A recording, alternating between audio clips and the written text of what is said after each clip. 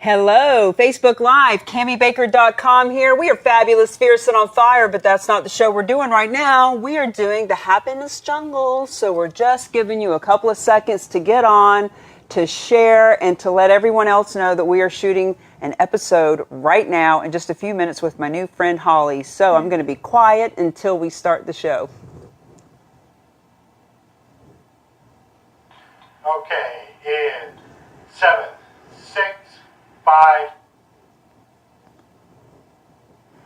Hello and welcome to the Happiness Jungle TV show. CamiBaker.com here. I am your guest host today, and I'm super excited to have a brand new friend with me. Sometimes I have people on that I've known for years or have met several times, and today I'm meeting Holly for the first time. That's right. But we have seen each other on Facebook, and we've had a nice conversation on the phone. Yes. And through that conversation, we decided, what the heck? Let's do a little PR. Let's have a little fun on camera. Exactly. So talk to us, Holly. Tell us a little bit about yourself. So my name is Holly Chessman, as you mentioned, and I come from about 20 or so years. It's a little frightening to say that, but a couple of decades worth of working in the tech world. I've run marketing for tech companies, and they've been big and small, and I've noticed it doesn't really seem to matter which size company I'm at. There are not many women at all of them. And it's been a difficult journey to try to figure out how to navigate all of that. It really hit me, I think, around the time when I was first at the beginning of my career and was looking for a promotion, and there was a perfect position for me.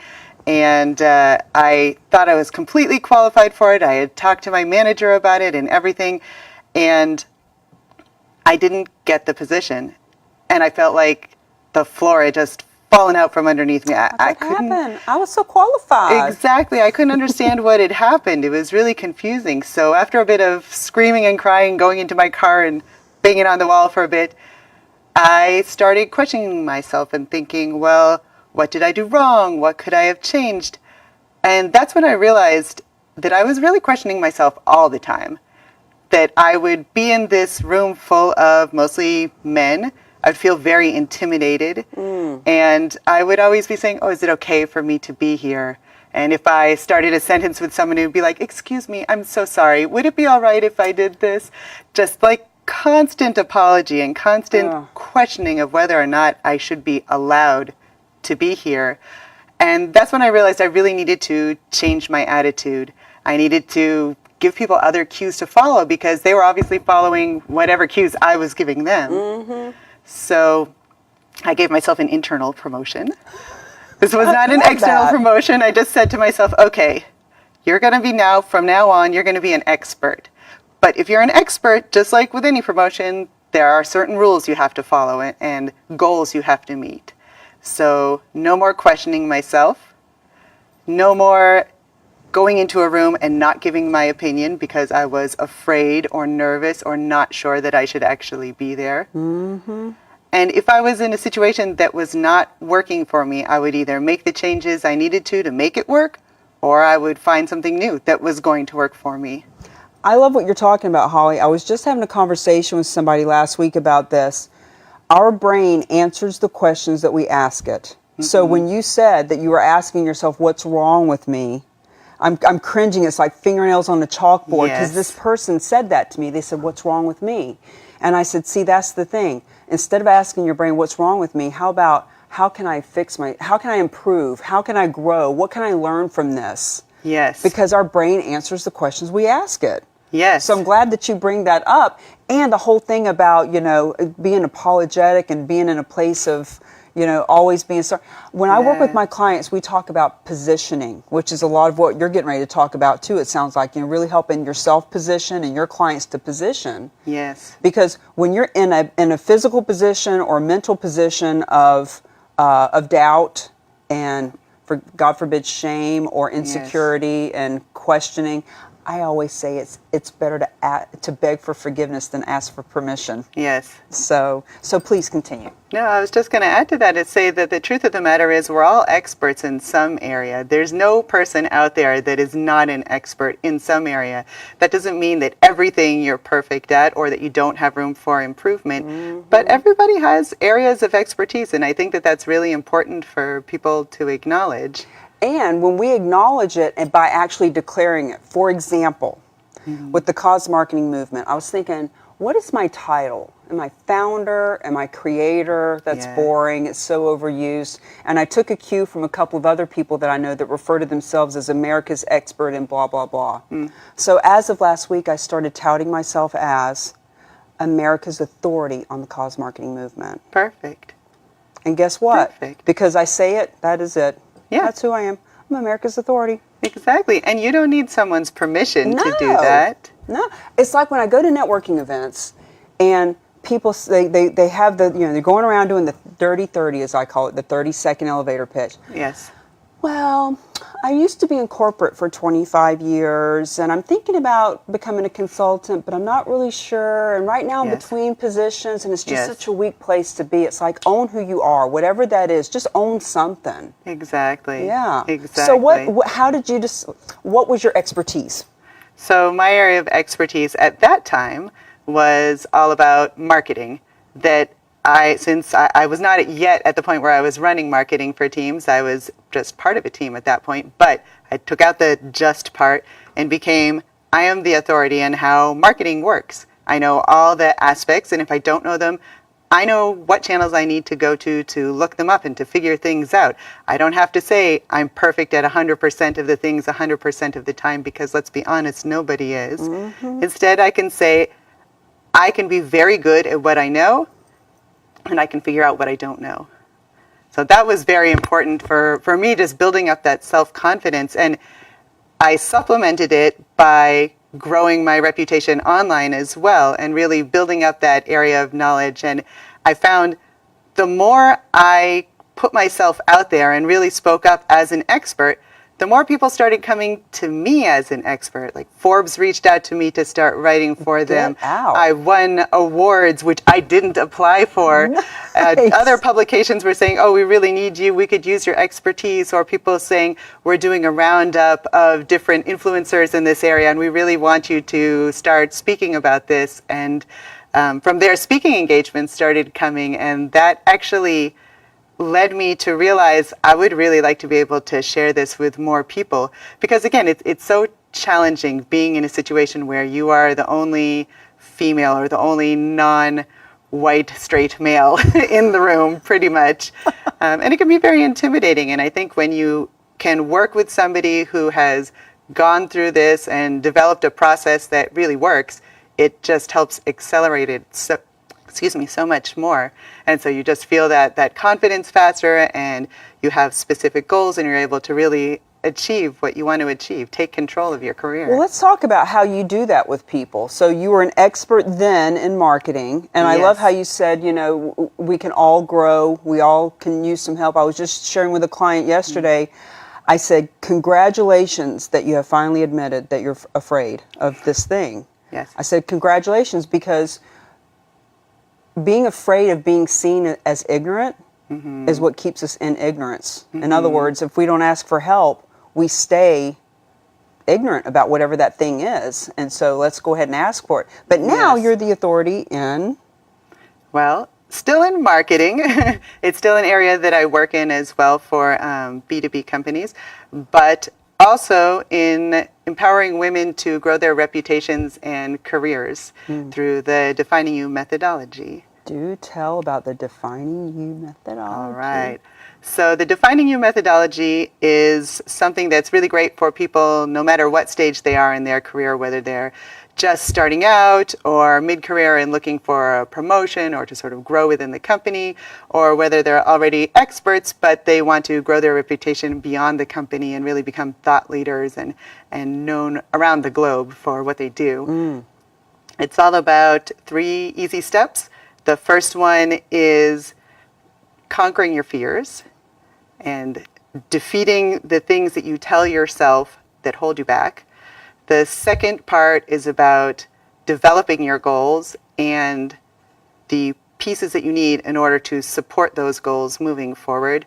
And the third part is about amplifying your voice so you can take those goals from a dream state of where you'd like to be and make them into a reality. Defeating fear, setting goals, and implementing and putting it into reality. Exactly. How in the world do you help people to defeat their fears? Well, so a lot of that is all about just understanding what's holding you back. For a lot of people, they're just sort of like, oh, I can't do this. And there's no definition of why did you say that? Where did you come from? What's making you say this? So, for example, I've spoken with people who have said, well, I just don't belong in the room. When I get in there, like, I'm pretty sure that like everybody else has all these skills and I don't have these sort of areas of expertise and I probably shouldn't just like say anything. And I say to them, actually, really, you should be. Think about it. You were hired for a specific purpose.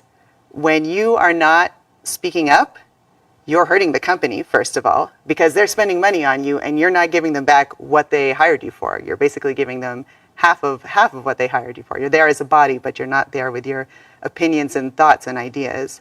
You're hurting your team because the team is made up of several different groups and they need all the pieces in order to stand. Like, think about a table. If it only had one leg missing, yeah, it could still stand, but it's a little bit wobbly there. You really need all the legs there in order for it to be a solid piece. Mm-hmm. And then you're hurting yourself because you're not growing at the rate that you could be.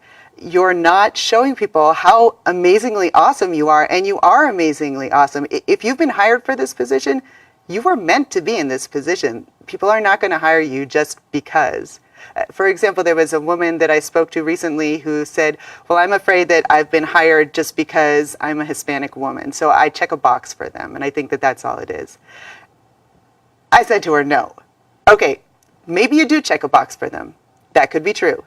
However, they're not going to pay you a salary like this so you can just check a box for them. And let's say that that was the reason that they hired you. So what? You can still show how amazing you are. Yeah. You don't have to be intimidated by this. That's not something that should have to hold you back. And there was this moment of light in her face, like, oh. Now, when did you figure out and decide and step into, okay, I'm an expert in marketing. I worked in the tech industry. Now I'm an expert in marketing. But now I'm actually going to shift into coaching and helping others. What was that defining moment for you? I would say it wasn't a moment so much as a slow movement. Mm-hmm. So I felt very compelled to start speaking to other women and helping them out to begin with. And I started looking for places where I could share my knowledge. And as soon as I put myself out there, there were just a multitude of opportunities to start speaking. I love that. I love what you just said. As soon as I put myself out there, there were a multitude of places to speak. Yes. Holly said it here. That's the thing, though, because I talk to people so often. Well, there aren't enough places to speak, or I don't really have anything to say, or I haven't. My book's not ready. Everybody's waiting for their book to be ready. And I said, well, I've spoken thousands of times before my book came out. Don't be thinking my book is a crutch. Exactly. Now, the book is the best calling card God ever created. And if I had known about it, I would have written it 10 years ago, because you're writing your book, too. We're going to talk about that. Yes, exactly. My book is actually due out in the fall. Your book is due out in the fall. But she's getting speaking gigs without the book. So you put yourself out there. You started getting speaking gigs. Yes. And as I was speaking, I realized there was just this huge need for this. It wasn't like, 5 people were like, maybe this would be interesting to hear about.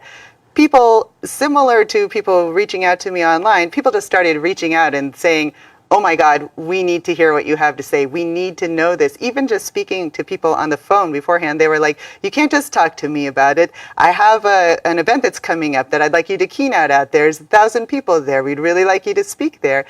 There's a clear need for this. I know this from personal experience, how difficult it is.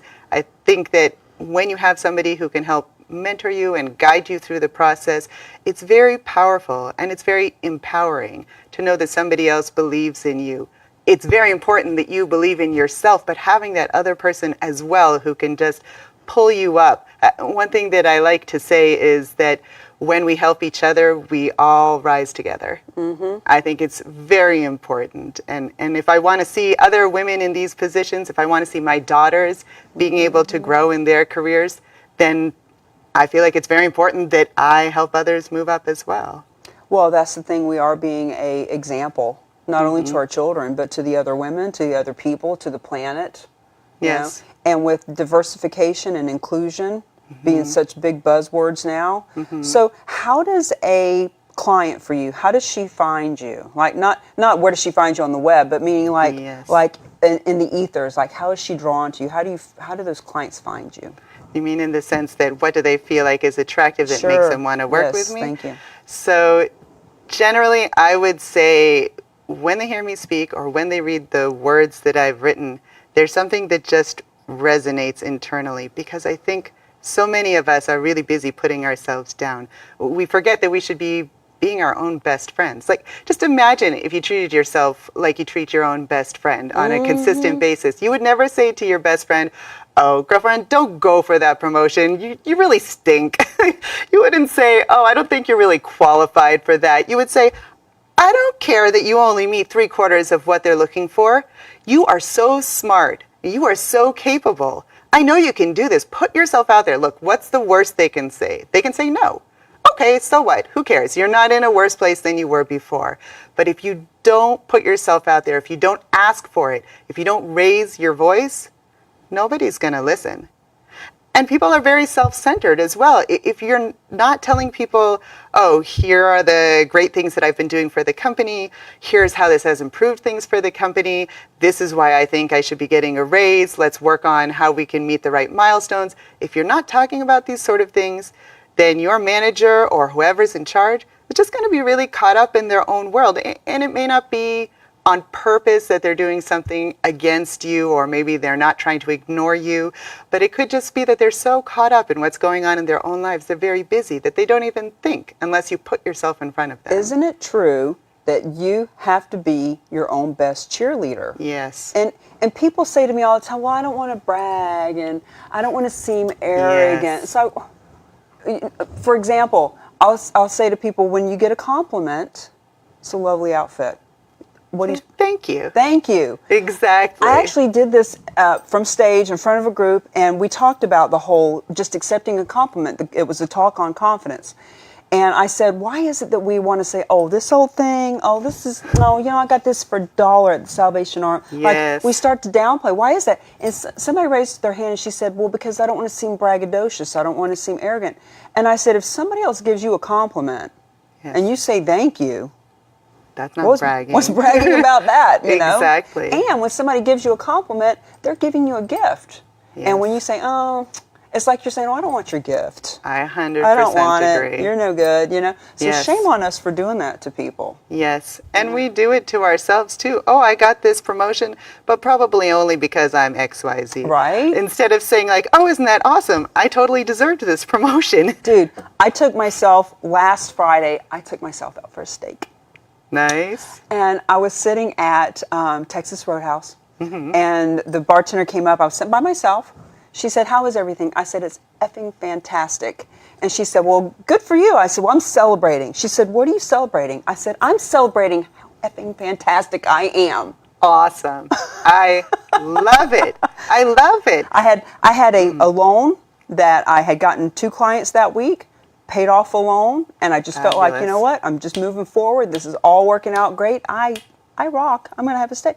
But we have to do It's that. fabulous. Yeah. Yeah, that segues very nicely into my book, because I actually have a whole section in there about how to properly thank yourself. And how to treat yourself right, and really self-talk, and how important that is. And I think when people hear it at first, there's this moment of like, "Oh, that sounds a little goofy."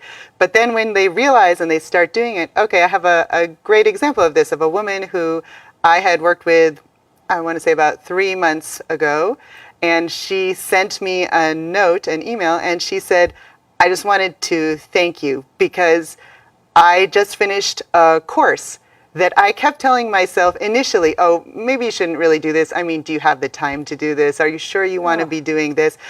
And after hearing you speak, I was like, I would never say that to my friend. I need to celebrate how awesome I am. I need to cheer myself on. She did her course, and afterwards she was like, I want to write to you to just celebrate because I know that you said that you have to be happy about this and celebrating what's going on. And I wrote back and was like, you go, girl. That is awesome. I love that. And I love how you say you wouldn't say these things to your best friend. Why would you say it to yourself? Right. And by the way, if your best friend is saying stuff like that to you, I met a woman at an event a couple of weeks ago, and then we were going to a networking event, and on the phone we were having a little consultation. She said, yeah, one of my friends said, why are you going to that event? You don't have any letters behind your name. What are you going to talk about at that event? Those people at that event have way much more education than you. Basically, her friend, right? And I told this woman, I said, honey, if that's the kind of person you're hanging out with, that's exactly why you need to come hang out with us. Yes. Because we're all about celebrating. You know, it's like when people say on Facebook, oh, well, you know, I don't go on Facebook, it's so negative and politics and this and that. I don't have any of that in my Facebook. Yes. Like the only people on my Facebook are Go Girl and celebration and where are you speaking, and not just to me, but to everybody. Like, you know, change playgrounds, your playmates. Hang out with people that support you and raise you up. So in your book, you talk about how to celebrate yourself. Exactly. Give us some examples. Exactly. So some of it is about how to celebrate yourself, but there's also the portion of how to show yourself off. So really building that reputation and not being afraid to, first of all, like you said, surround yourself with the right people, network in order to build up your goals, really work in a directed way, but then taking all the awesomeness that is you and everything that you've learned and everything that you know and framing it in a way that's really going to help you forward your goals and work with your network so it's all becomes one connected piece. I think one mistake that we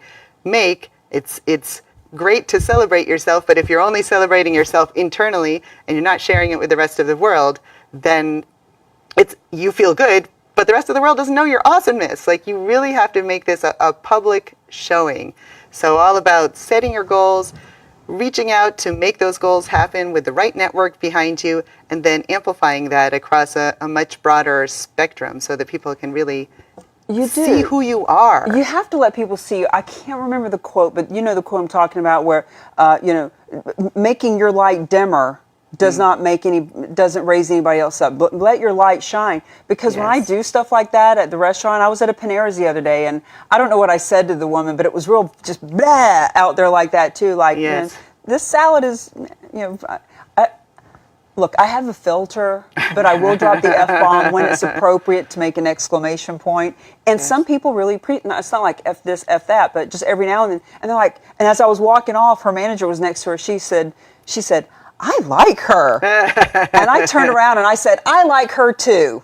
Awesome. Because, but here's the thing, it's not being braggadocious, it's not being cocky or arrogant, it's about enjoying life. Yes. And letting other people see you enjoy life, because that gives them permission to enjoy life too. Yes. Yes. You know? And there's a big difference between saying, oh, I'm so much better than everybody else in the world, and saying, oh, look what I did. This is really fun. This is really great. And I love to help people get started out on that process by offering them a free guide to getting started on social media. That's available on my website. If you just go to the homepage, hollychessmanmarketing.com, which is, I think, up there on the screen right now. They can go ahead and download that and become part of the Insider Crew, where I share a lot of really great information about how people can grow their careers and their confidence and really hit the goals that they're aiming for, so they're not just working away, but they're really working towards something. So, isn't it awesome to create that which you say you are? Yes. And to really live into your purpose. I'm so grateful on a daily basis for just living my purpose and my goals and meeting people like you that are doing the same thing and inspiring others. Too. It's so awesome to hear about, this lady that saw you speak, read your words, got inspired, wanted to send you a beautiful message. Talk to us a little bit more about your book. So my book actually expands on the stuff that I talk about already, the pieces, the Defining You methodology, and how you can really make that work. One of the things that I loved about writing it, so I enjoy listening to inspirational speakers, but I enjoy it even more when people give me actual action items that I can take away from it, worksheets and pieces that I can fill out so I can make whatever they were talking about become a reality for myself.